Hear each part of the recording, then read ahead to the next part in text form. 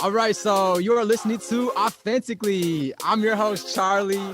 And up next in this episode is a very, very, very special guest. His name is Ryan Gardner. He hails from Reno, Nevada, coming in hot with the Duke Coach K poster.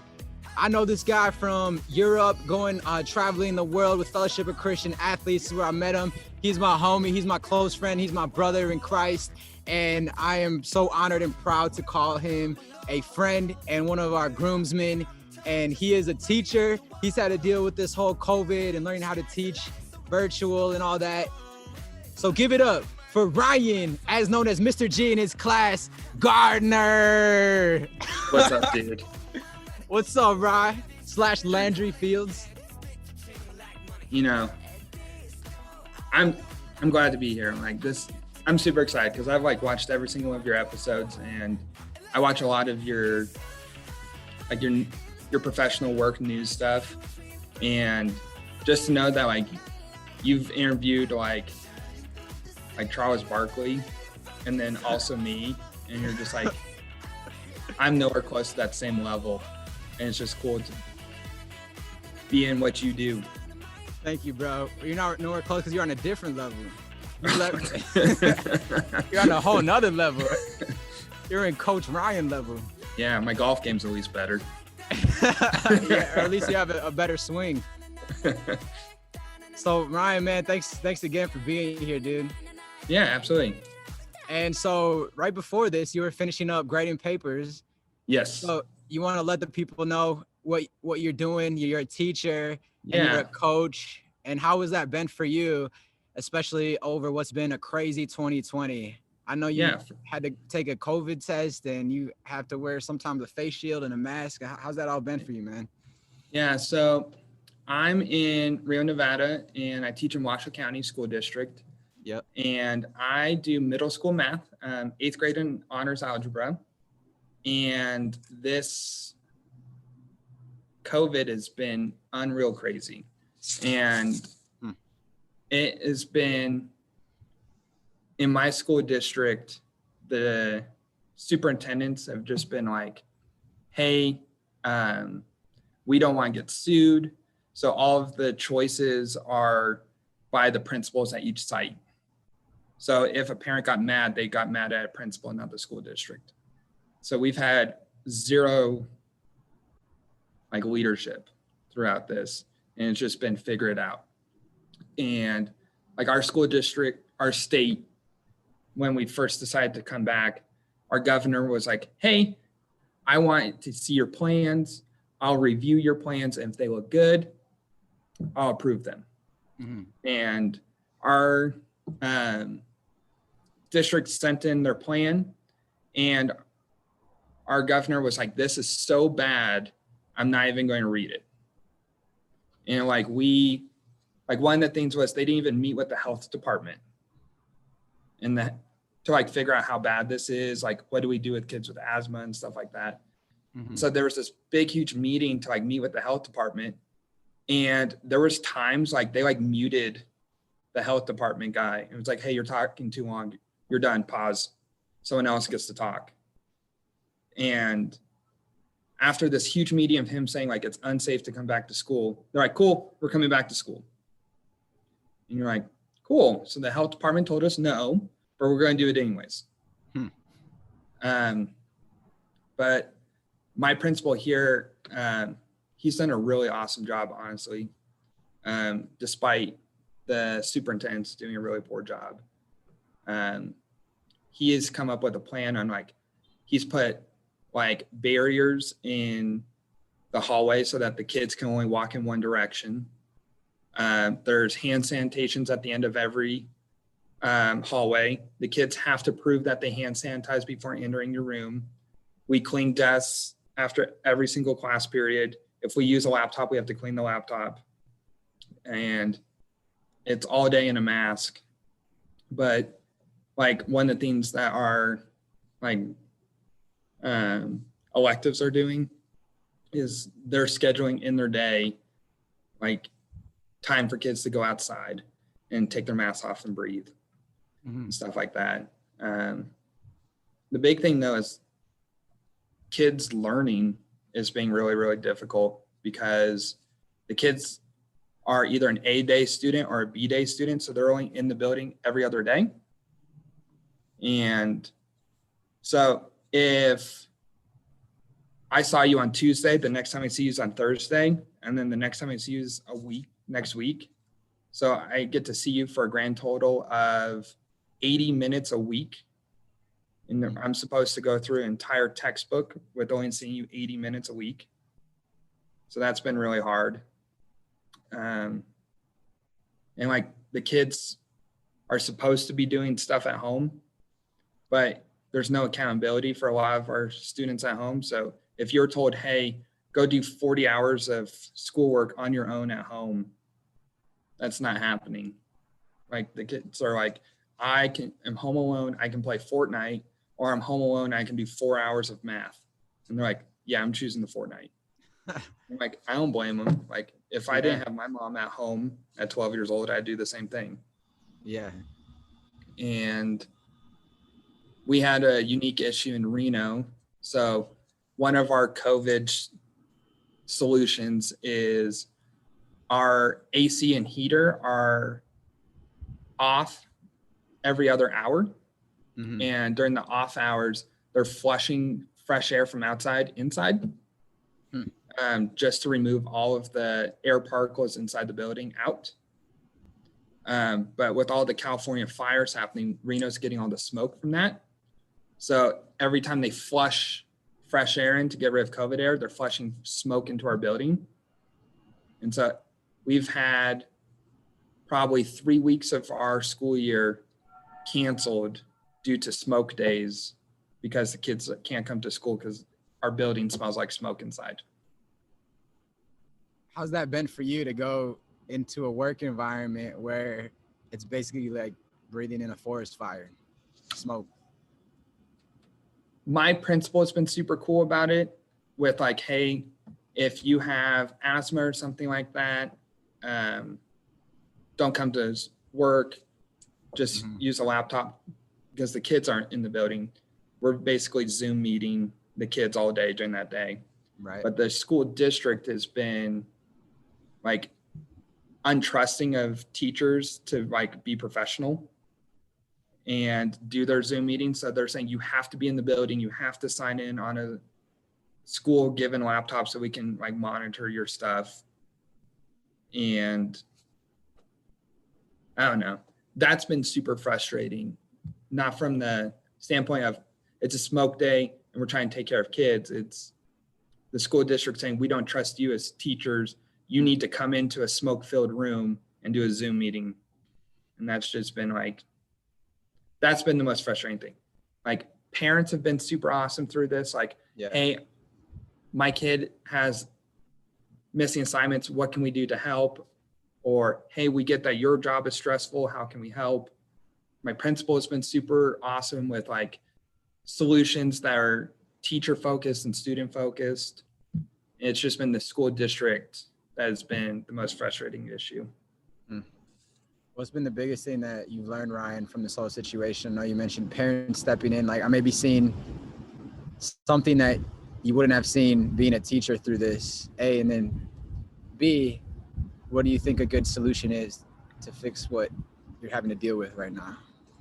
I think the biggest success is this is forced because a lot of teachers are older generation. I'm one of the youngest teachers in the school district here. At 29 years old, I'm still very much the youngest. And I've been the youngest for almost a decade in this profession. And because so few people want to teach in our school district, because our school district is like cost of living. Our school district is the 20th to last school district in the country. So if you want to be a teacher in our school district, you need a spouse with a good paying job, or you can't live in Reno because of how bad they pay teachers here. And so there's so few young people getting in the profession here. So COVID has forced older teachers to have to use technology. And I think that's been really, really good because it has forced us to become more 21st century minded and stop doing the, because I learned this in school, you need to learn this in school, and started becoming, okay, we're not going to cover the whole textbook this year. It's unrealistic. What are things kids actually need to know for the next year? And it's been more kid focused, and it's been more like performance instead of we got to get through this textbook or I as a teacher get penalized or lose my job. It's been, right. No, the kid doesn't do this. Let's slow down. Let's make sure they got this. Let's use every piece of technology we have to make sure that the kid gets the best learning experience possible. And I think it's forcing the older teachers in this profession to evolve. And I think that's been the biggest win for us. And I think the biggest con is it is exposed in our system how little our kids know, and we just push through kids to the next level. Of just saying, you don't know how to multiply, that's fine, move to the next grade level. Oh, you don't know how to do X, Y, Z, that's fine, just move it to the next grade level. And because we are moving to more technology focused, the kids are doing digital data that our whole school is seeing, the whole school district is seeing, and it's exposing how well the kids know. We can't just hide behind my paper test and no one else sees it. And it's in my own little classroom, and then I can fudge grades to make it look good. And it's just exposing that it is easier to say, move on, you have a passing grade, and then it doesn't affect me as a teacher, versus saying, this kid doesn't get it and we need to hold him back. And I think it's showing that we need to relook at our curriculum and say, what are kids getting and not getting? And what do you think the biggest improvement can be seen, firsthand, how public school systems in America are today? What do you think a big improvement is needed? The biggest improvement needs to be, we need to scrap everything of curriculum that we have. Right. And start from fresh and say, public education is not meant to say, we're preparing you for a tech job. That's not what public education is for. Public education is to say, no matter what job you want, you have the skills to figure it out. Yes. Not to do it. Like, I don't expect someone to leave public education and become a world-class reporter day one. Right. But they have the skill set to say, okay, what does this job require? How do I get from where I am now to where I need to be? Yeah. And our education system is not doing that. It is just saying, you need to know how to add and subtract and graph, and you need to know who the 43rd president is. But that's not preparing kids to look at a job and say, what are the things that we need to be successful at that job, and how can I find the resources to get me there? Right. And go ahead.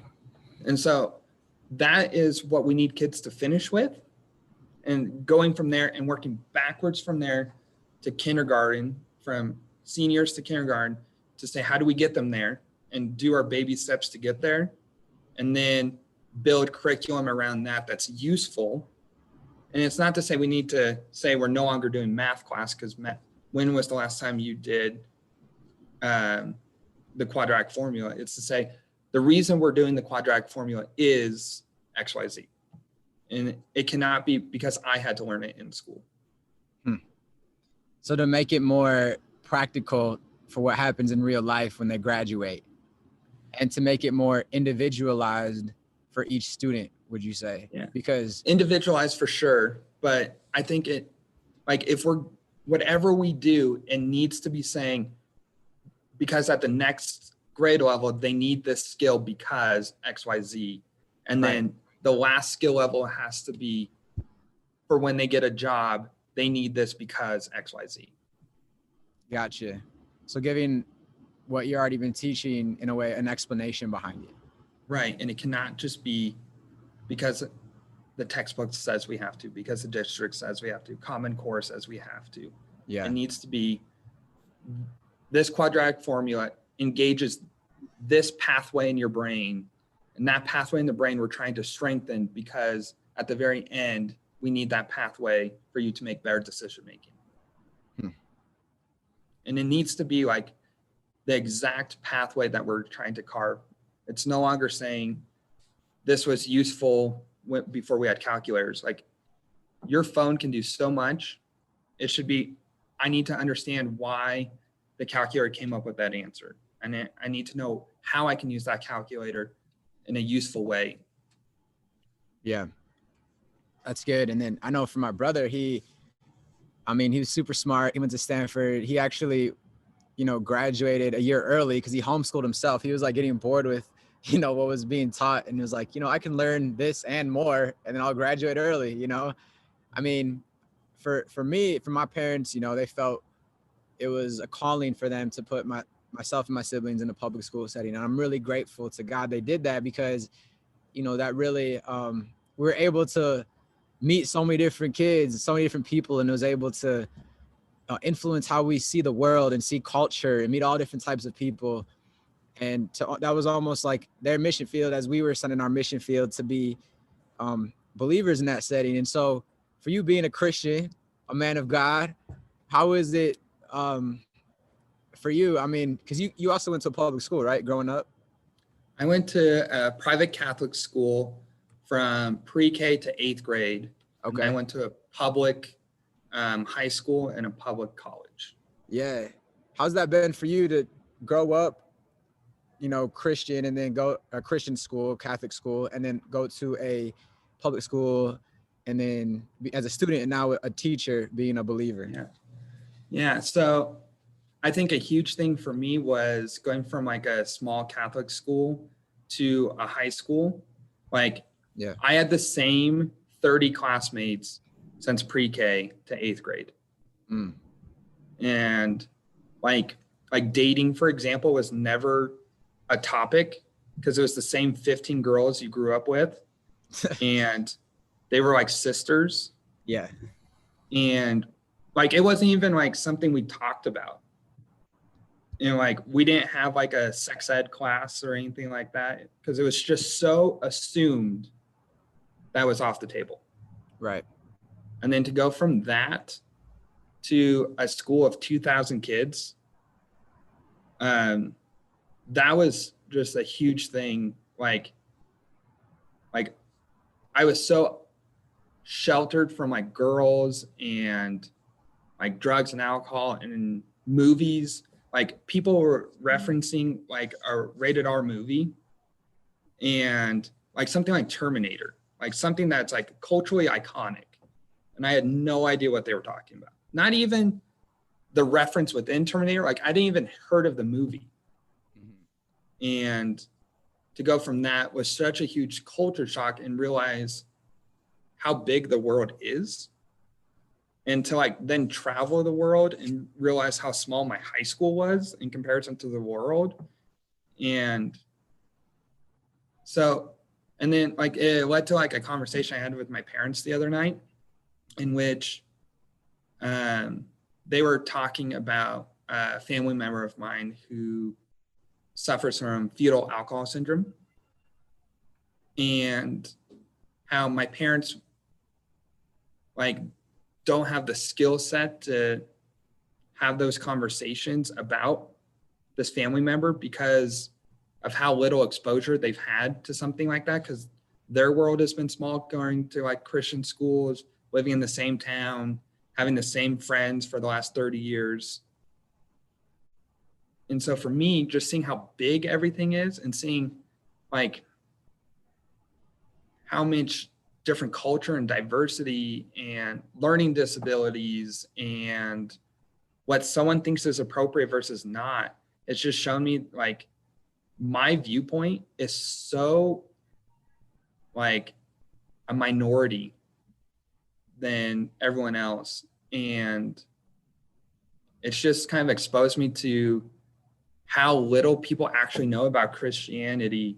Like, they know that Jesus is the center point of it, and you're supposed to be a good person, but there's so many different viewpoints that people actually know nothing about it. And I think that's the biggest thing is people can say, oh, my mom was Christian, so I'm a Christian, or I grew up Catholic, so I'm a Christian. And they actually know nothing about it. Or to say we're a Christian country and they know nothing about Christianity. Yeah. And I think for me as a teacher, one of the things a friend challenged me to do years ago was during testing, like the kids are doing state testing or whatever, he challenged me to pray for the class period for 30 minutes of that hour block. And I'm like, 30 minutes to pray for kids is so long. And it feels like eternity. But fast forward 10 years later, 30 minutes praying for kids, I run out of time. And it's become like the kids have no idea I'm doing that. I'm just in the back room grading.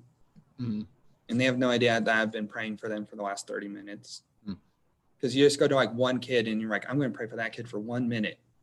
And then you go to the next guy, I'm going to pray for him for 1 minute. And then you get through all 30 kids and you're like, wait, I need more time because I thought of something for the first kid I need to go back to and pray for them for. And like another thing is like, I need to go out of my way to be over the top kind. And by doing that, kids want to be in my classroom during lunch, before school, after school. And when it's outside of those school hours, then when kids like ask me those types of questions, I can be open about my faith and say, this is what I believe. But I have to build those relationships and build confidence in them because my world is so unexposed to them for so many of them. And in what way is it unexposed to them? Like just like I was saying, like, since the world is so big and there's so many different like ways to see the world of like, oh, I'm a Christian. And you're like, well, what does that mean? Or someone is like, so you go to church every day, so that means you're good at Kyushu? I'm like, no. like I think a bad thought about you all the time, not you, Charlie, but like you student, like all the time. Like there are times I think you're an asshole and I will think that. And then I have moments afterwards where God was like, should you call students that? And you're like, probably not, but he was yeah. Or like such a common thing in the teaching world is, especially in middle school and high school, where teachers share students. Because like the math teacher shares the same student for English, is to go have a meeting and be like, Charlie was such a jerk today in class. I can't stand that kid. And to just badmouth kids behind the kid's back is such a common practice. Or the complete opposite, like a teacher comes in and badmouths the kid, and then that teacher leaves, and then everyone badmouths that teacher for talking bad about that one student. And it's just these little gossip games of like, did you hear about why Susie was late to class? It's because, and I think that's a huge one for me as a Christian in this workplace, is the behind the back conversations. And to either excuse myself from the room and be, hey, I'm gonna go to the bathroom, I'll be right back. Because I never say, hey, you guys are gossiping, I need to leave. I'm like, hey, I'm gonna go to the bathroom. Or to like say, Susie was late, But when she got here, she did a great job in my class. Sticking up for them. Yeah. And just being different than everyone else, I think is the biggest thing. Because as soon as people ask why you're different, then I can have a Jesus conversation. But until then, I just need to be loving. Yeah, that is powerful, man, because you're letting your actions speak. And I love it because you're the youngest teacher too. And so I feel you on that, you know, being the youngest journalist at times in different workplaces, and then hearing all this gossip.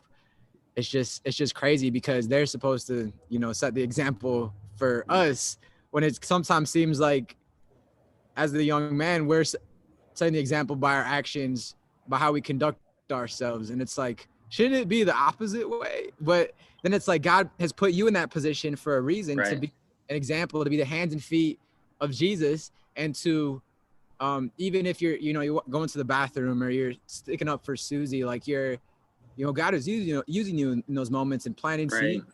So I'm super proud of you for even being the youngest in that building as a teacher, being an example for other teachers, your coworkers, for the students, especially, that this is your ministry and God has called you for such a time as this, because he knew that you could handle it during this whole pandemic, this shutdown, to be that teacher that the kids need and that influence they need in their lives. So I just want to say I'm proud of you for that, dude. And you guys give you a special talent to be able to influence these kids' lives and to be an example in your school, man.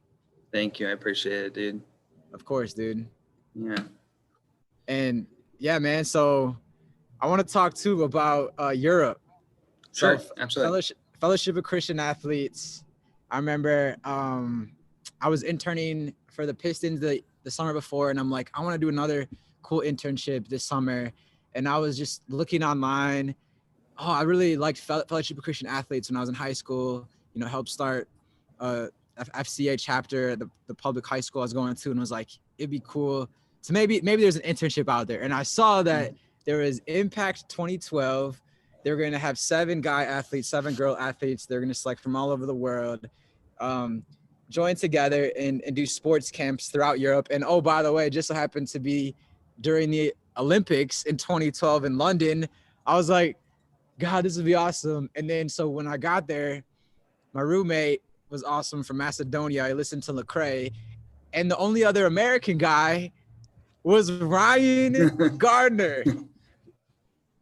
Man, so I know for me, we've had really good conversations about this, but just that summer totally impacted, all pun intended, my life. For sure. During Impact, because we did so much, from training together in the Alps Mountains and doing sports camps in Italy. I know you went to Hungary, I went to Romania, and then we got gathered back as a whole team in England for more training. Just those, you know, training exercises we did. Like, how in the world, literally, can you get people from all over the world to live together, train together, serve together with language barriers, but all one mission to share the love of Christ to these kids and to these people. It just changed my whole perspective on how what being a Christian is, and that's to in your relationships with one another have the same mindset as Christ Jesus, and to look to him. He is the ultimate example. He's the King of Kings, Lord of Lords, yet came down and washed his disciples' feet humbly. And that's the only way any solution can happen in life, is through looking to him as the example. And that totally changed me, because I know for when my mom got remarried to that dude, that it was just like very legalistic, and like, you know, that made you feel awful for everything, for listening to Christian hip hop or listening to like Hillsong or whatever. So anyways, all that to be said, like, it shaped that it's an everyday life being the example as Christ would be. And I love that summer, man. So what did you love about it? What did you get from that? Yeah, so I really hated how my church did mission trips. And it was, we're going to go to Mexico for 4 days. We're going to build a house, and we're going to come back, and we're going to have this Jesus high, and we're going to have actually no impact, because those people aren't going to remember your names. You're not going to remember their names, and you're going to move on from your life. Yeah.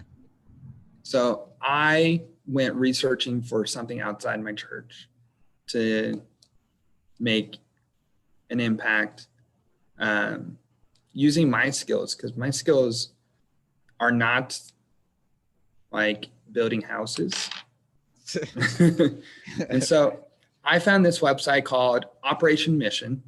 Mhm. And what Operation Mission does is they interview you and find out what your passions are, find out your skill sets, and then they research the world for a missions trip that is similar to you, and so that you can be at like a missions field that it is tailored for you. And so they came back with two. One was, we want you to play basketball and travel with Athletes in Action through Southeast Asia. I was like, cool, but I don't actually want to play. I want to get more on the coaching side. Could I do that? And they're like, nope, you're too young. You have to play. I was like, that's not really what I want. And then the second one was Impact 2012. And they said it started in Italy. I was like, a missions trip with sports in Italy? Is that really a missions trip? It sounds more like a vacation. And just really prayed. And I was like, God, if this is totally you, you will make this unreal make sense. Mm-hmm. And so I contacted the group, and they're like, hey, if you get X amount of dollars, that'll be a sign from God that you're supposed to do this. If not, give the money back to the people and let us know, and we'll remove your name from the list. And the number amount they gave was like a quarter of the total ticket price for me to fly to Europe, my room, board, everything. And so I put out to my church, friends, family, my work, hey, I want to do this mission trip. They want me to get X amount of dollars by that time. I raised enough money to not only pay for that quarter amount, but the whole trip amount, plus enough to pay for one other person almost. Wow. And so like I reached out to all my donors, like, hey, I got way too much money. Like, do you guys want it back? And they're like, nope, we want you to like make a donation. So like I gave a donation to FCA. And I hadn't even heard of FCA before really? Going. Wow. It was my first time even hearing about it. Huh. And so I took that as a good sign that God wanted me to go. Yeah. But I went, and I had no idea what the actual organization was about, or like you said, 7 boys, 7 girls. That's the first time I ever even heard that we were paired off 14. I didn't even know that. Oh, you did it? Oh, that's funny. Yeah, I remember seeing that on the FCA site, and I was like, oh, that's cool. You know? Yeah, so I knew nothing about it. Yeah. It was just, you're going to Europe. God's going to use sport to help. Wow. It was with And that OM group you talked to first. Yeah. They were just like, hey, we think this is going to be great for you. And I'm like, okay, trusting God. Yeah. Like, knew nothing about it. Didn't even like check the website. Just was like, this, God wants me to go here, so I'm going here. Nice. And I went, and the way I explain it to everyone is it was like a summer abroad to learn how to plant Christian sports camps in cultures that you've never been exposed to. So like step 1, engage with culture, learn what they care about. Step 2, evaluate how can you use their culture and use sport together. And step 3 is how can you integrate God after you've built those relationships. Mm-hmm. And so I think that's the biggest thing I learned through it is the first thing you have to do in any culture, if that means starting a new job at a new school, if that means moving to a new city, if that means meeting a new person, the first question you have to ask is, what are you good at? It's not about you. It's about the person you're engaging with. Yes. And after you learn that, you can say, what do you like to do? Because like, I am good at math. I do math 8 hours a day, every day. I hate doing math on my free time. Mhm. I Yeah. just don't want to do it. Yeah. And so figuring out what people are good at and what they're passionate about are two different things. Mm. And figuring out what they're passionate about and then engaging with those passions with them. Like, I have a coworker who she loves making little figurines. I could care less about them, but that's what You're she's not a passionate. figurine person? No, but that's what she cares about, is building these tiny figurines. Yeah. And so every time we talk, it is about her and those figurines. Mm-hmm. And it's the whole point is for her to feel safe and comfortable around me. And then the last bit is, what level of Jesus can I talk to with you? And something I learned was green, yellow, red. Green is you're talking to another fellow Christian and you're going to challenge them to becoming even more Christ-like. Yellow is someone who is willing to hear about your experiences of Christianity. But if they don't ask any follow-up questions, that's it. Don't push it, because now you're a Bible thumper if you push it. And then red is maybe someday they get to know that you are even a Christian. And so like, it could be anything from like a hostile country, like you're in Iran where Christianity can get you murdered, to you're with a person who got burned by the church 20 years ago and they hate all Christians. Because if it's that person that hates all Christians, they just need to know that you're a good person and that they care about them. And since they care about them, then you can move to yellow of, hey, I'm a Christian. Yeah. And so,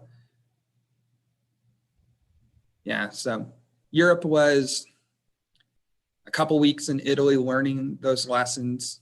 And then they sent us out in groups of 2 to more to go be the hands and feet and practice planting a sports camp.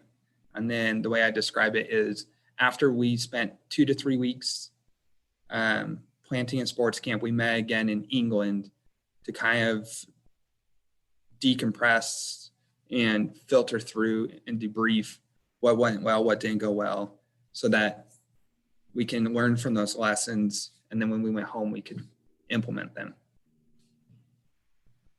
That's awesome. And what was your fondest memory from that trip? I don't know. The first one that came to mind was you had said some joke and I fell to the ground laughing over it. And you fell to the ground laughing at my laugh. And we laughed for about 30 minutes on the ground. And everyone, because it's like a group of 20 people, are just staring at us laughing at the ground like we're a bunch of idiots. That's awesome. And I think I was wearing like a banana suit, or Joel from Australia was there too or something. Yeah. And then the guy from Italy, it was like, what are you guys doing? You know? Yeah. But like another memory I have is one of the things that they wanted us to do was not to live in our sin or be legalistic, but for us to be cognitive that we sin like every 30 seconds. Like, God's standard of perfection is so unreal that every time you feel like you are getting close to it, you are nowhere close. You need to check yourself. You are so far from God. Yeah. And one of the things they had us do is every time we thought of a sin, we had to do 10 push-ups. Oh yeah, I remember that. Yep. And like, people would call you out on your stuff and you had to do push-ups, but if you called someone out, you also had to do 10 push-ups. Yep. And it just became this thing that you were doing like 500-600 push-ups a day. I know. And I got a heck of buff from it, but right.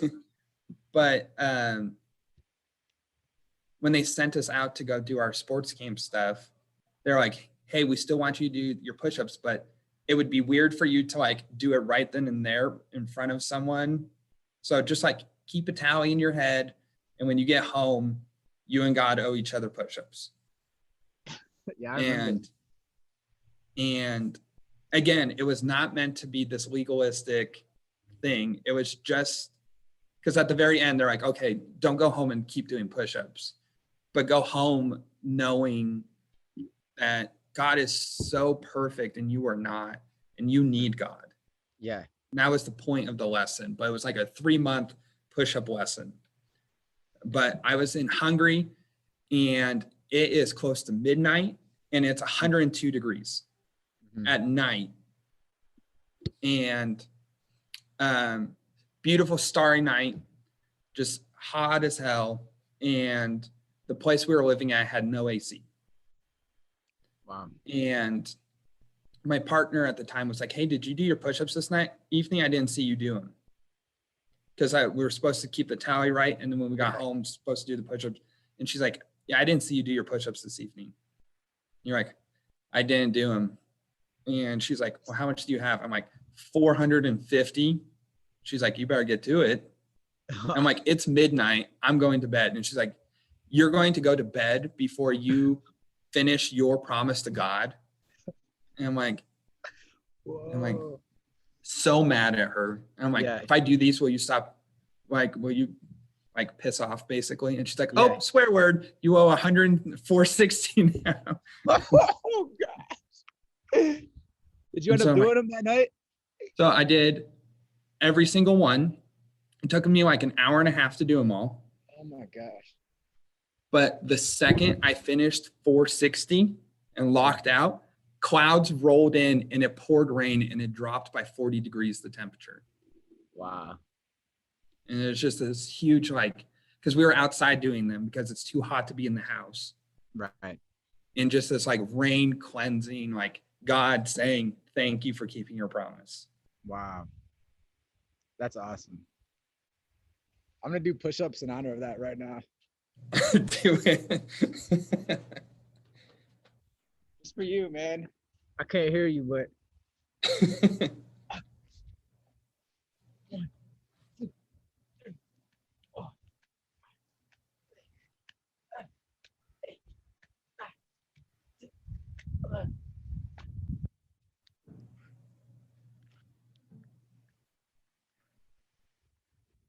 I remember that, man. That was crazy.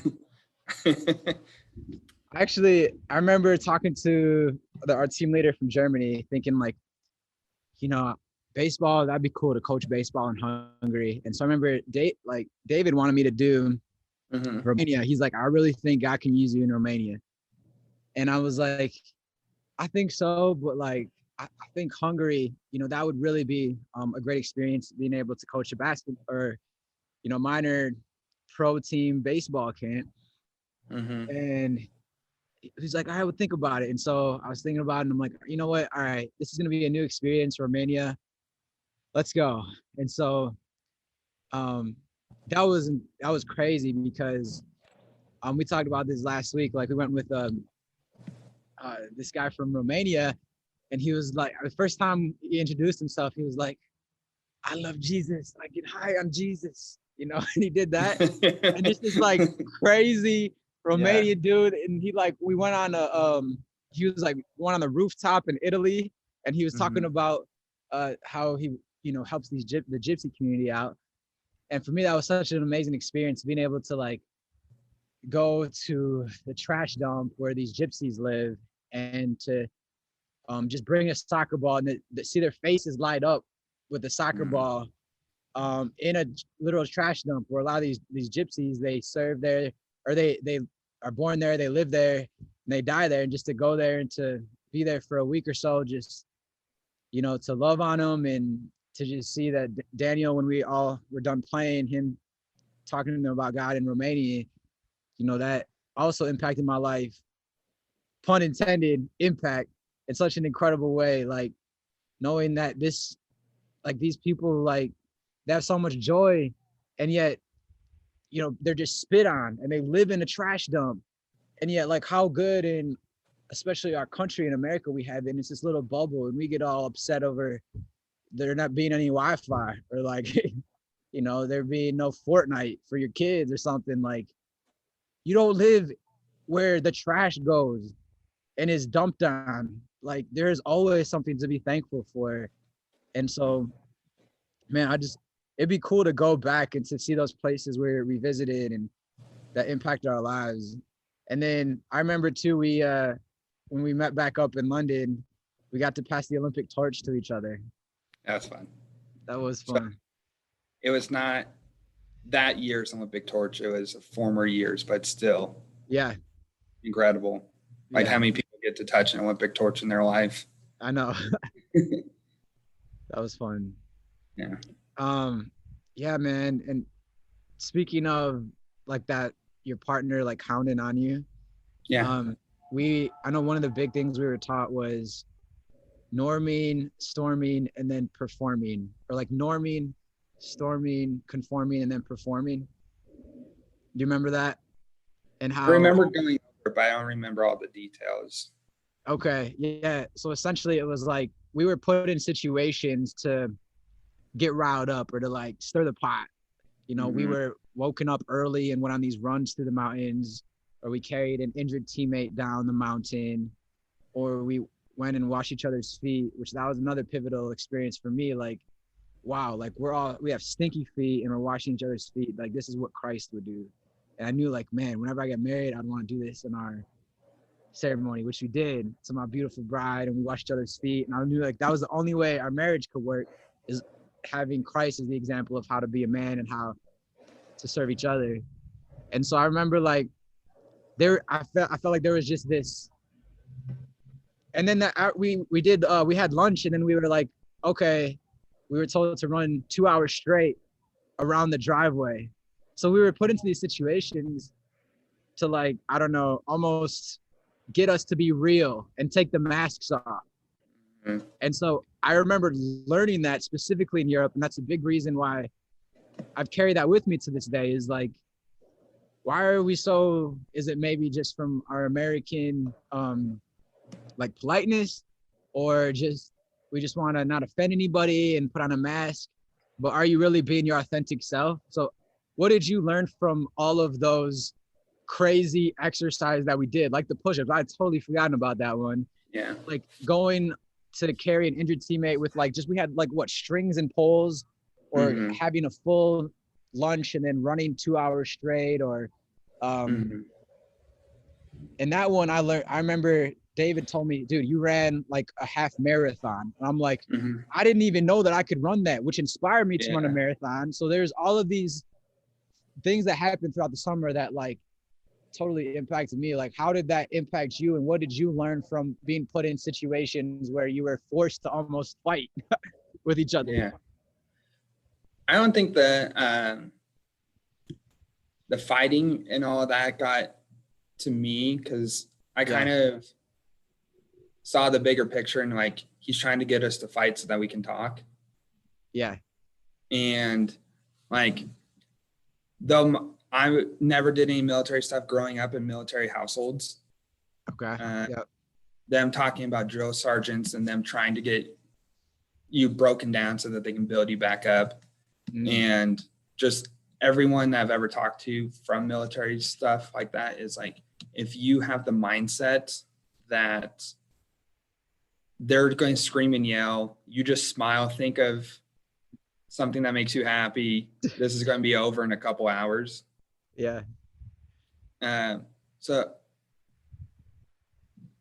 those never really got to me in the same way, because, like, if I had a coworker here that did a bad job, that would get to me. But me doing a drill in which they're like, hey, carry this person down a mountain, I'm like, you're trying to get us mad at each other so that we'll talk. And because I see the end game, those never got to me. But what got to me was the leader of our group, who had created those, like, drills and activities, would call me aside after every single one.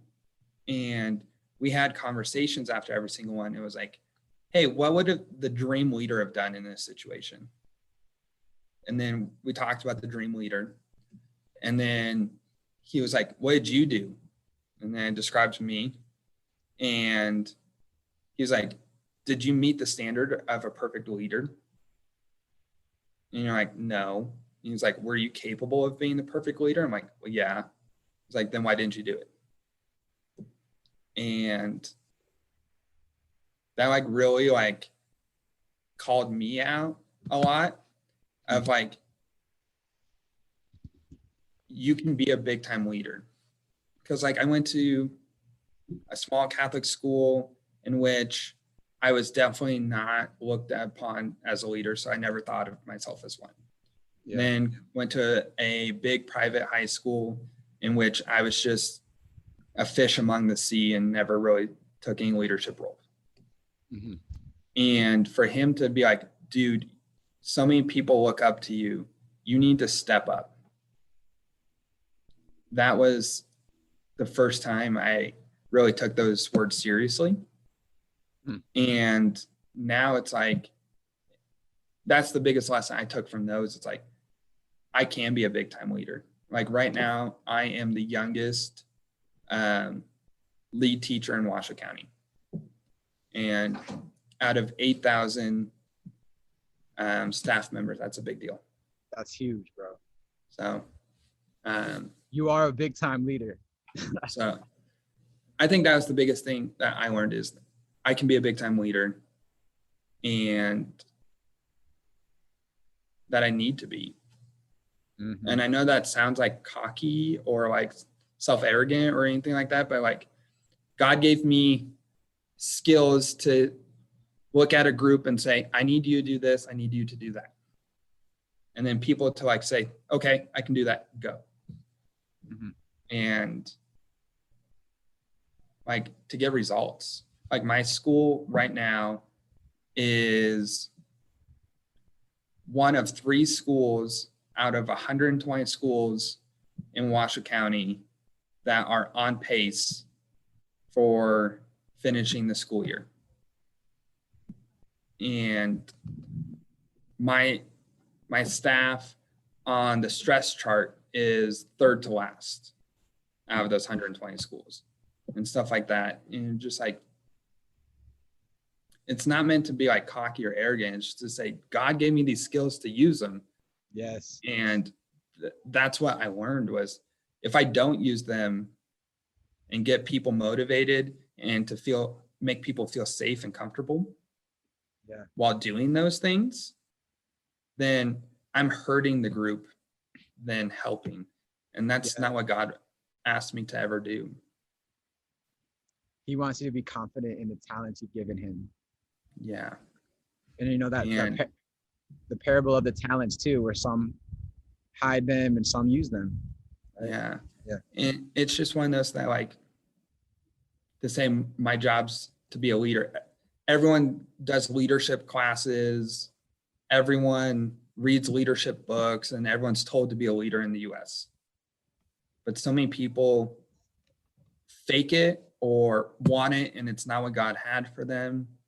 It's very rare for someone to be like, no, this is what I'm meant to do and I'm going to do it. That's incredible, which is what you were designed to do, to be a leader. And now you're a husband and leading your wife and leading your future family. And I even think in your own family, you're being a leader, which can be a big burden, but it just seems to me like in every season of your life, you've stepped up. And as a coach, being a coach is a leader. For sure. So I coached the University of Nevada women's basketball as a student coach. So I was the same age as the athletes and just got to learn what it meant to be a collegiate level. I've been a varsity head coach. I was a varsity head coach at the age of 20. And to like look at an 18-year-old and be like, no, this is what we need to do. And then, I've been coaching. Let's see if we combine all of my seasons of coaching. 21, 24 seasons of coaching. Wow. See, I mean, he knew it. He was just trying to pull it out of you. Yeah. That For was, sure. yeah, just similarly, I came in kind of a low, still struggle with like a low self-confidence, like in who I'm supposed to be, just letting what other people's opinions or people pleasing affect my mental state. And so 2012 was powerful because I remember him telling me like, hey, you're from the Detroit area and you're part Filipino. That's a part of you, and you're big into family. Like God can use your gifts in incredible ways. And I remember we wrote down our list of dreams, and I just remember God used that to just boost my confidence going into life. Like, yes, you are, you have like this Detroit swagger about you. You have like this, you're part Filipino, and that makes up who you are. You're a Christian and you love God, and you have all these passions, for like spoken word or in sports or whatever, like just to just thrive in the skill set he's given me for his kingdom and to be confident in that. That was a light switch for me too, because I think there's times where I still wrestle with, oh, I don't know if like, what are they going to think? Or like, they don't, who cares what people think? As long as God has created you for this purpose, like you being the ultimate leader you are for such a time as this, being a teacher, being a husband, being a family man, being a coach, like just run with that. And who cares what anyone else has to say? Because as we know, and as we learned from that summer, it's super important that, especially as men, trying to follow Christ, that we have that confidence, because the devil will do anything in his power to try to get us to not have that, to get us off track from who we're called to be. Absolutely. And I just think don't hide from it. Like if God asks you to be a leader, do it. And if God has said, hey, your role is to sit next to someone and grieve with them, do it. If it's your job to wash every single person's feet, do it. Like it's your skills and talents were made for a purpose, and you are not everyone's made to be a leader. If everyone was a leader, it's just a bunch of people walking in opposite directions. But like there's so many things that like I suck at. I suck at keeping notes. I am so bad at it. And like, so I have a person on my team of teachers here that I'm like, you are so talented at notes. Will you take notes every meeting? And will you keep track of what we said the previous meetings so that we're building off of that? And just stuff like that. Like, don't try to be something that God hasn't created you to be. Totally.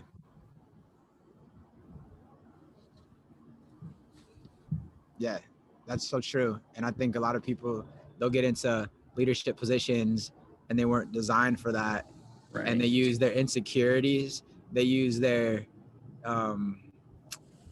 they just use their jealousy to try to intimidate you and to try to keep you down and squash you. I'm sure you've seen those types of leaders where they'll use verbal abuse, emotional abuse, sometimes even physical abuse to try to make sure, hey, you're low on the totem pole. I'm the leader. This is how it's going to be. Or just, I've seen more often, not necessarily the abuse, though I've heard of it. The one I've seen the most is people who are overwhelmed with their leadership position and step back and say, I can't handle this. Someone else take over. And so someone else takes over without knowing all of the pieces, because as a good leader, like Charlie, you should only know ABC. The next person should only know DEF, so that you're not overwhelmed with everything. Yeah. But like when I step back and like someone else takes over, and then you take over and you only know ABC of the bigger problem, you can't solve it because you don't know all the things that are happening. Right. Totally. Well, I know you got a call, and I don't want to keep you much longer. But oh no, you're good. Dude. So they call you Mr. G. Why do they call you Mr. G? For sure. Miss Gardner. Um, it first started with, um, I have a very heavy Hispanic population of students. Okay. And Gardner is a lot of R sounds that are not traditional to Hispanic culture. Yeah. And so it was hard for them to pronounce. So they started with Mr. G, and it's just kind of stuck since then. And So plus you're a G, right? Because you wear for Jordans sure, and look at for your sure. shirt. I Just wear teach. just teach it. Yeah, I wear dumb math shirts every day. I wear Jordans every day.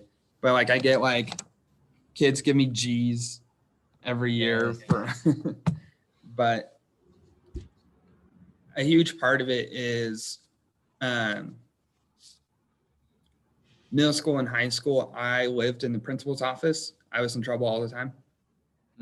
And nothing for like breaking the law or anything like that, but like breaking school rules.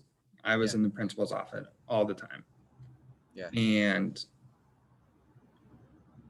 what the blessing that God has given me with that is the kids who break the rules all the time in school, teachers always push off, like just go sit in the hallway or go outside or go to the principal's office. Mhm. And for me, I'm like, hey, kid who's sent to the hallway, do you want to come to my room? And my room during lunch is filled with all of the misfits. It's all the kids who get in trouble. It's all of the bad kids. And they like get to ask me like, did you ever get in trouble for XYZ? I'm like, yep, sure did. And this is what I learned from it. Mhm. And instead of me being this fake, like perfect teacher for them to be like, he got in trouble and this is how he learned from it. They they just see the honesty and the sincerity in it. And so they like love to come to my room. And so I get Mr. G because it's a little bit less formal. Yeah. And because like I still want them to call me Mr. Gardner because there's still the like authority thing there. And I think the last name forces that kind of seniority type feel. Right. But I never want them to feel like we're best friends because that's where the Mr. Gardner comes in, the Mr. G comes in. Yep. But I never want them to be afraid to tell me what's happening in their life. Mm. Like, I cannot tell you how many times I get a story that you're just like, that's heartbreaking. How can I help? And because they're so like afraid that like you're going to try to fix it or you're going to tattle on them or you can't handle it. I think that's the biggest one is kids saying that you can't handle my life story. I have family issues. I have family problems. That's why when I first started teaching, I got family problems. And they don't tell you what the family problems are. But that's enough to like get you to shut up as a teacher and move on. Yeah. But as soon as you like build that trust and they're in your room during lunch, they'll tell you what those family problems are. And I think that's the cool thing is getting to help. Wow.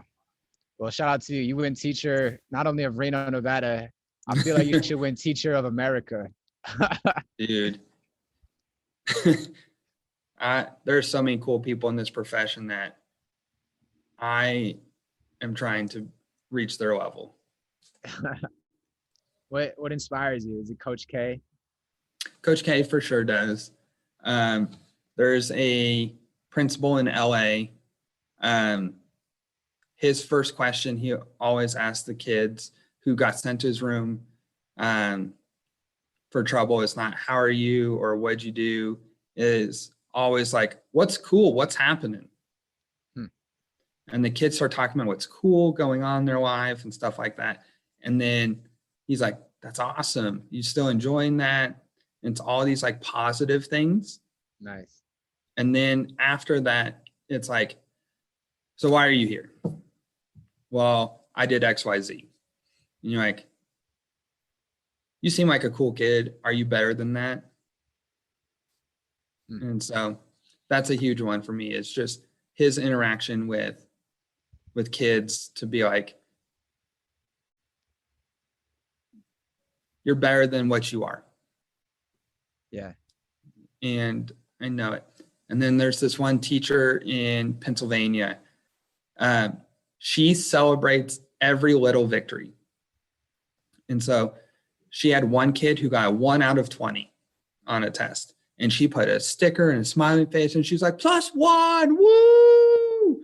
And then the kid goes, Miss Phillips, is that an F? And she's like, yeah, honey, that's an F. And he's like, then why are we celebrating? And she was like, because yesterday you got a 0 out of 20. And today you got a 1 out of 20. You are 100% better than you were yesterday. Yes. And she just like celebrates kids. And I'm just like, that's my big thing right now is like, we had to take this district test in which our kids are 100% not ready for because of COVID. Like we would be ready 6 to 8 weeks from now, Right. but they forced us to take it. And I had a student get 40% on it. And he's like, is that bad? And I'm like, what that tells me is how I can help you. Right. So if you got a 7 or 8, I would know that you need to be in my honors class. If you got a 6 or a 7, that would tell me that you are on pace for 8th grade. If you got like a 4 to 6, that just means that I need to, as a teacher, to spend more time with you to make sure that you get this stuff. Yeah. And he's like, would you be okay with me spending more time helping you? And it was just this total difference of like, yeah, 40%, that sucks, you're an idiot, to, hey, what this test tells me is I need to spend more time with you and I need to help you better. And it no longer became the kid did bad. It was my teacher said that he needs to spend more time with me. That's awesome. I love hanging out with Mr. Gardner. He's like, you know? Yeah. Yeah. And just those mindsets from other teachers and just being reminded, just the more I get that beat into my head, the more it spills out to my kids. Totally.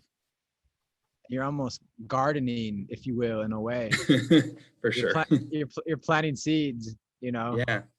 And reaping the harvest of, I'm sure over the years you've been teaching, you're seeing the fruits of your labor, you know, how kids have improved or. Yeah. Cause like just talking like one kid, I was like, hey, Elijah, cause we were having a conversation. I'm like, hey, Elijah, I'm going to be honest with you, dude. The reason I teach is because I'm trying to produce the next heart surgeon. I want to make the next heart surgeon because I need that in 40 years. Mm-hmm. Dude, I don't want you to be my heart surgeon. Yeah. And he's just like, that makes sense. Like, I'm not in the honors algebra class. I'm just barely passing. I was like, but dude, I want you to be able to critically think.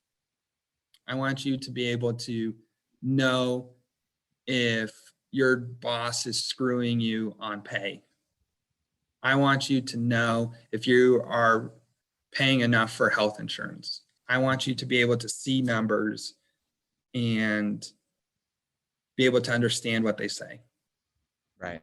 And he was like, I want that too. I'm like, cool, let's work towards that. Nice. That's awesome, man. So what's your biggest dream in life? Other than being the next coach for Duke. Yeah. That's it. It's still a possibility. Awesome. I think my biggest one that I've realized in the last couple of years in COVID has really opened my eyes to it is I really, really want to rewrite curriculum for the United States. I want curriculum to be something that is kid focused, career preparing, and not because I had to, you have to. That's amazing. God can use you to do that. Yeah. Mr. G. I just want education to be kid focused and preparing them for the workplace. which is what education should be, right? Shouldn't it be common sense? Should be. What the heck? And then you're having a book that's coming out. For sure. During COVID, I spent a lot of time at home and had a conversation with a buddy about how much we hate the current college football playoffs. And Clemson, Ohio State, and Alabama get in, and then the next best team who's going to lose gets the 4th seed. Yeah. And so just started talking it out and started to realize the reason that those don't happen, because there's 101 different people who have come up with solutions to making a better playoff system. And every single one, they don't think about money. They just think about, this was the dream situation to get the best teams there. But the NCAA is like, you're right, that would be super cool, but we make more money doing the way that we're currently doing it. So we're going to keep making more money. There it is, about the money again. And so the whole book is about how can we convince the NCAA with money to make football be a better playoff system. Nice. And so it's a bunch of reconferencing and reorganizing to get an 8-team playoff system in which everyone makes a minimum of, or the NCAA would make a minimum of $65 million more a year and a maximum of $700 million a year. There you go. So, Sign this dude up to be on the college football committee, and then also U.S. Department of Education, take notice. Mr. G has a lot to offer to this country and to the college football system. So, all right, man. We'll just end this out. There's a segment called Are You For Real? I'm just going to ask you 4 quick questions just about you. These could be fun. It could be anything. Are you ready for it? Hit me. All right. This segment is called Are You For Real? All right. Mr. G, Ryan, Gardner. Number 1, are you for real? If you could have any superpower, what would it be and why? I would want to know what you are thinking before you think it. Why? Because I figure if I'm a superhero, I'm going to get in like a fist fight. Yeah. And if I know what you're going to do before you do it, I can always win because I can dodge your punches. Yeah. Or if I'm a superhero fighting a bad guy, I know what your evil plot is before you even create it. Okay. Nice. All right. Are you for real? Number 2. So I know that in Europe we had many incredible cuisines, actual pizza, actual Italian food, some great brown sauce in England. Love that stuff. If you could have any meal in the world, what would it be and why? Amber and I asked this to our small group last week. Are we saying any meal ever or any meal from Europe? Any meal ever. It could be from Europe. That might have inspired you. Well, because the any meal ever, there's this goulash that we had in Hungary. They build a giant hole in the ground and they fill it with hot coals and they put a pot in, and all the local farms, whatever's in season, they bring what they have. Yeah. And you put it in the pot and then they boil it and then they bury the pot and they let it steam for like 7-8 hours. And what's cool about goulash is it will never taste the same twice, because whatever farms come, whatever's in season is there. And so it's always a community event and it's always different. So I would love to do another goulash event. Goulash event. That is awesome. I'll have to try that. And we should have it together. Sure. All right. Are you for real? Number 3. Who do you think is the greatest basketball player of all time and the greatest coach of all time? I think Coach K is the greatest coach of all time. Yep. Um, Is Izzo up there? No. In your no. book. What? Sorry. Sorry. Okay. If not top 3 or top 5. I put Iz on the top 10. Top 10, okay. But you can't forget about Coach Wooden. Coach Wooden Coach above Coach K. Coach Phil, Tex Winters, Phil Knight for sure. Coach K, Dean Smith, Roy Williams. Dean Smith, yeah. Yeah, you're right. The Godfather, Red Auerbach. Yeah. But I just think what makes Coach K so great is he does events where he takes the day off from work and he schedules half-hour blocks to just recall his old players and just have like Zoom meetings and reconnect. Yeah. And screw basketball, screw championships. For someone to care about their players that much, that's awesome. That's awesome. I'm pretty sure that's what Coach Wooden would do too. For sure. Yeah. And then best basketball player. I love Oscar Robertson. I think he doesn't get a lot of knowledge because he doesn't have championships and he wasn't in an era of flashy. Yeah. But you put him in today's game with television on every night, unreal. Averaging a triple-double, having 100 more triple-doubles than the next closest person to you, having a team in which he's only had one other all-star in his entire career and winning 2 championships. That's real. That is real. So you would consider him the greatest basketball player? Yeah, for sure. Over MJ and LeBron. So here's my thing. Yeah. Michael Jordan is the greatest winner of all time. Okay. LeBron is the most athletic NBA player of all time. Okay. But greatest basketball player.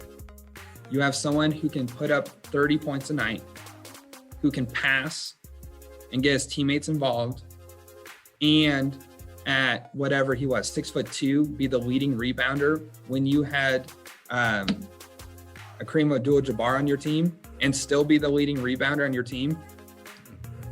That is the greatest basketball player. There you go. You heard it here first.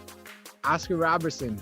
I know a lot of people will agree with you because a lot of people sleep on Oscar. But yeah, he definitely doesn't get his due respect that the mainstream portrays. Because I've heard, I mean, obviously we didn't see Oscar growing up, but I've heard about him, you know, and you've done your research on him. So you know that he deserves that title. Yeah. And like people are going to argue greatest player. I'm like, Michael Jordan is the greatest winner. And that's what people mistake. Right. Like he wins basketball games, but the actual sport itself. Yeah.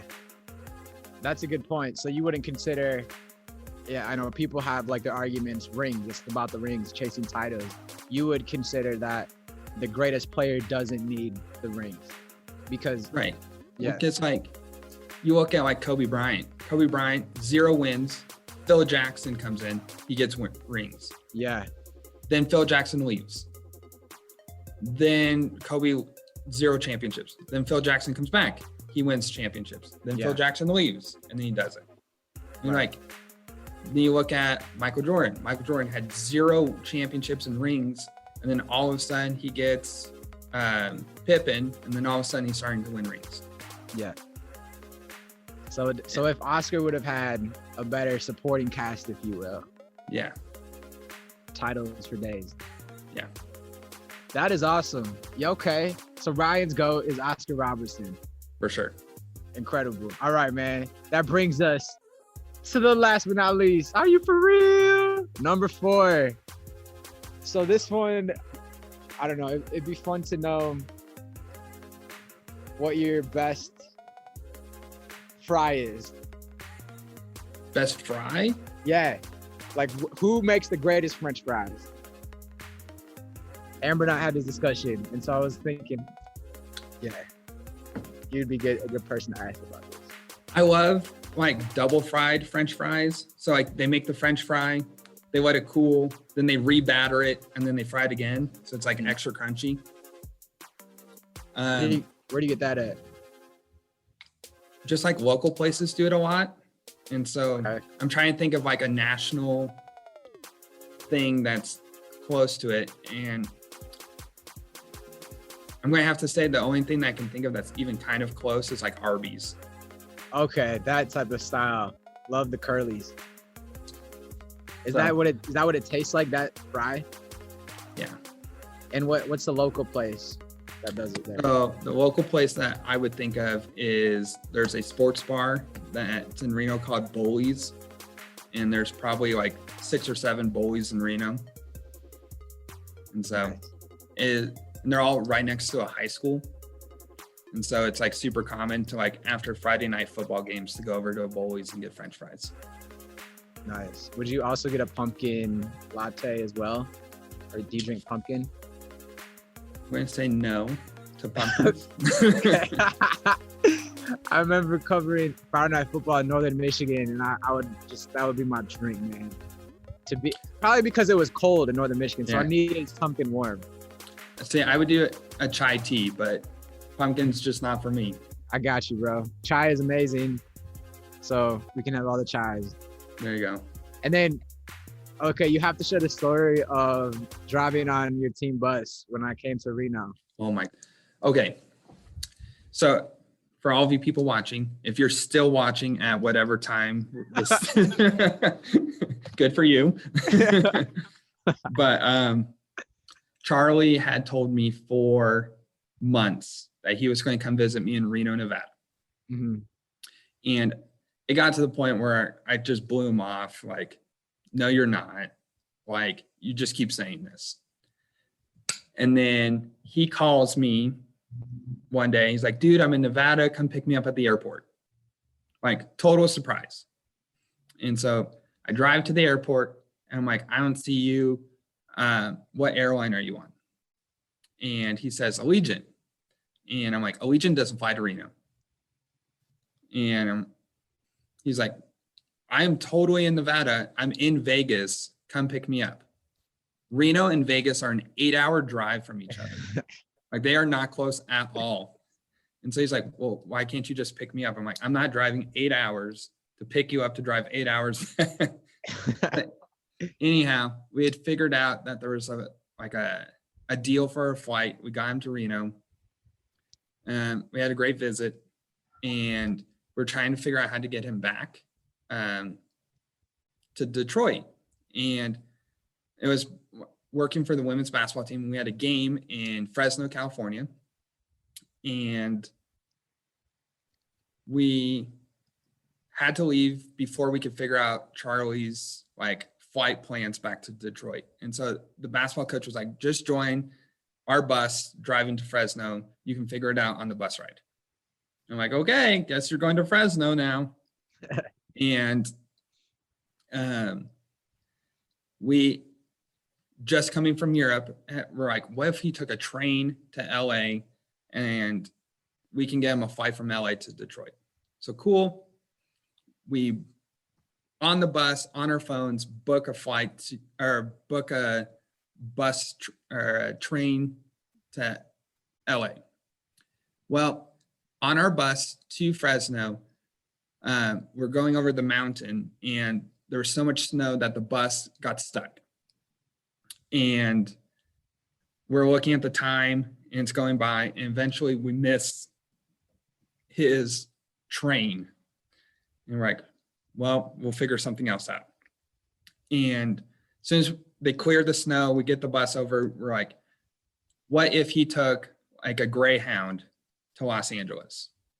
And we look at the prices, and they're like, there's no way we can afford for him to go to LA. They were way too expensive.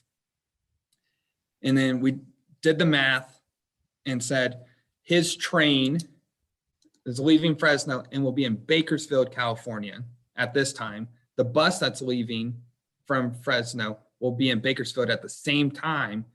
and then he can just go off the bus to the train. And right, cool. So we buy the bus ticket. Then the team is like, we spent so much time in the snow. Let's go grab dinner. So we grab dinner and we're just watching the clock go by. And we're like, we're going to miss your bus. And Charlie was like, dude, we just need to pray. God's got this. And we're like, whatever, dude, you are going to be stuck in Fresno, California for the rest of your life. We don't need to pray.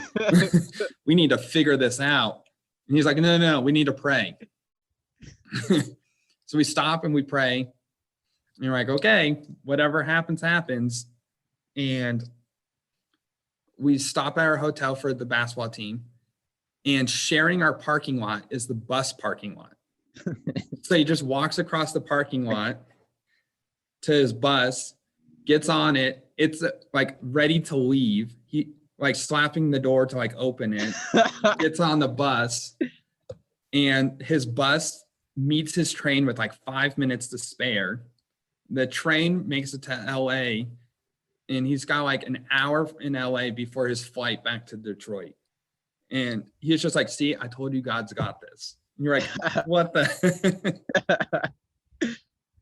Wow, man. That was something else.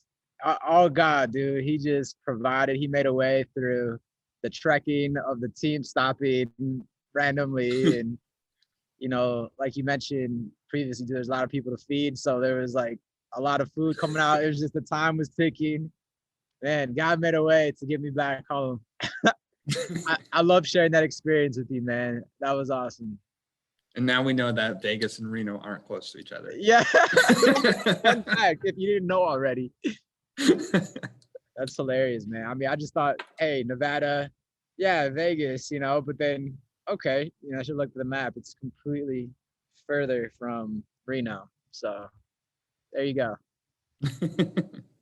Well, dude, thank you so much for being my guest today. I love you, dude. Love you too, dude. Dear God, please be with Ryan in his life and in his teaching career and as a husband. And I just pray you would bless him. May all of his wildest dreams come true with his book, the college football idea, and then also with helping change and reform the education system to actually care about the students. And we just ask you to use Mr. G to make an impact in these kids' lives like he already is, and continue to be with him and his wife and protect and bless their marriage and their family. In Jesus' name, amen. Amen. All right, dude. You have a good one. You too, bro. Love you, bro. Love you too, dude. All right, later. Have a good one. Yeah, so I just started this because I'm like, you know, I don't know, man. There's just a lot to talk about. And I think especially in the church, there's, you know, a lot of people wearing masks instead of just keeping it real. And love it. And I just wanted you to be a guest because I love you. You're my friend. You're my brother. And so thank you for being here. So to start out, I have guests. If you had one walkout song, like if you're a baseball player and you're in the World Series, and you had to pick a walkout song, what would it be and why?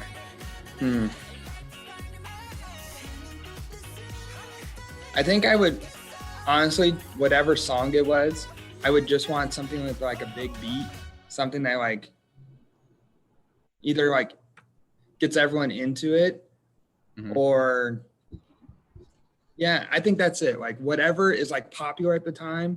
Like I only want like one song for the rest of my life. Like whatever is the most catchy, everyone knows the words to it song, because I just want everyone to be a part of like one giant party. And if like the whole stadium is into it, then I think their energy is what's going to make me be the better baseball player. Yeah, so if you were a baseball player, this whole COVID thing would be tough for you because you feed off the home crowd then. For sure. So like, I don't know, like something like the Dynamite song that's like super popular right now, just because everyone else would get into it. The Dynamite song, who's that by? It's some K-pop group. But it's like... You know what the kids are into these days. For sure, because it got like 1 billion views in less than 48 hours. Okay, the Dynamite song by a K-pop group. Yeah, it's just super catchy and gets stuck in your head. Nice. Hey, thank you again, my brother. Thank you, Ryan. Appreciate your time. Hire this man for Department of Education, the U.S. Department of Education. Hey, keep doing your thing, man. Being that husband, being that leader, being that extraordinary coach and teacher that you are. Impacting lives every day, brother. Hey. Thank you so much for listening. If you like that episode, if you like that guest, hey, please subscribe to this and follow this podcast wherever you're listening from today. Share it with a friend. And yeah, just hope you have an amazing, incredible, authentic day. You already know that if you're your first time listening, I started this podcast because I think there's just too many fakeness out there, too much facade, too much scrolling and all this negativity. I just wanted a space with authenticity, you know what I'm saying? Not just sound bites and clickbait headlines. So thank you so much. If you want to be a part of this team, want to be supporting it, I just launched a Patreon. You can check out the link below in the description. And yeah, I would love to have you a part of the team. You can contribute ideas for the next podcast episode. You can get the podcast early. You're going to receive motivational talks from Europe, drying clothes outside, because you already know mundane tasks equals deep talk. So there's a whole bunch of content, including on my lovely Bride and I's YouTube channel. You can subscribe, Charlie and Amber. You can check us out there. And check out more footage coming your way from all the adventures from around the world where we've been at. So yeah, thank you so much again for listening. I would love to have you part of the team through a Patreon account, through Team Authentically, or you can just be a part of the squad just by listening. That's supporting right there. So appreciate you guys. Appreciate you wherever you're listening from today. Stay authentically. This is Charlie. Much love. Hey, peace. Let's enter this new year with abundant joy, abundant blessings from the Lord in Jesus' mighty name, abundant peace, strength, health in Jesus' name. Please, God, give us health, give us strength, give us peace, give us hope for a better tomorrow, because we need you.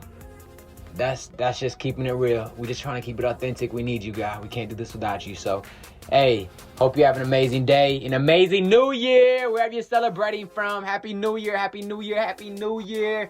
All right. We'll see you next time. Peace.